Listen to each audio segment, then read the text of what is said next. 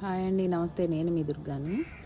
ఈరోజు షార్ట్ ఏంటంటే, ఇదిగోండి ఈ బటన్ రోజు నేను ఇంతకుముందు వీడియోలో కూడా మీకు చెప్పాను.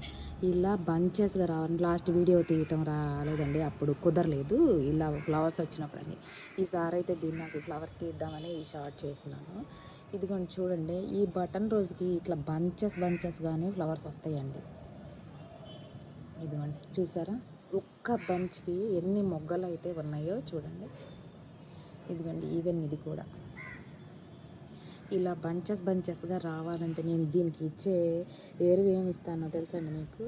వెజిటేబుల్ కట్ చేసిన వాటరు, ఈ రోజుల్లో ఆనియన్స్ కానీ, వెజిటేబుల్స్ కానీ, ఎగ్స్ కానీ, ఇంకా బియ్యం కడిగిన వాటర్ కానీ, ఇవన్నీ కూడా ఒక టబ్లో వేసేసి పెట్టేసి రేపు మార్నింగ్ రేపు మార్నింగ్ మొక్కలకి నీళ్ళు పోసేటప్పుడు వచ్చి దీని మొదట్లో అయితే పోసేస్తానండి. అది అంతే, ఇంకేమి అదర్వైజ్ ఇంకేం వేయను నేను.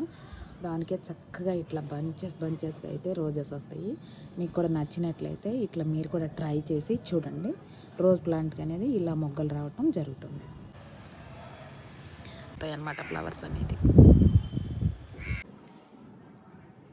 ఈ రోజు మొక్కకి నేను ఎరువైతే ఏమి ఇస్తానని చెప్పాను కదండి పొద్దున. ఇదంతా కూడా మనము 1 డేలో బియ్యం కడిగిన రైస్, వాటరు, ప్లస్ ఆనియన్స్, వెల్లిగడ్డలు కానీ, అల్లం వెల్లిగడ్డ క్లీన్ చేసుకున్న వాటర్ కానీ 24 అవర్స్ ఇలా పెట్టేస్తానండి. పెట్టేసి ఈ వేస్ట్ అంతా తీసేసి మళ్ళీ కొత్త మొక్కలు పెట్టుకునేటప్పుడు మధ్యలో వేస్తే మనకైతే ఎరువులాగా ఉపయోగపడుతుందండి.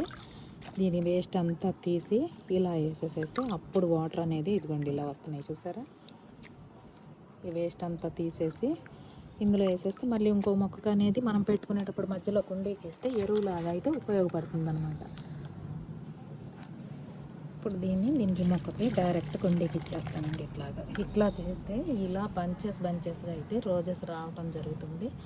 అలాగే ఫస్ట్ టైం ఎవరైనా మా ఛానల్ని చూస్తున్నట్టయితే కనుక ప్లీజ్ లైక్, షేర్, సబ్స్క్రైబ్.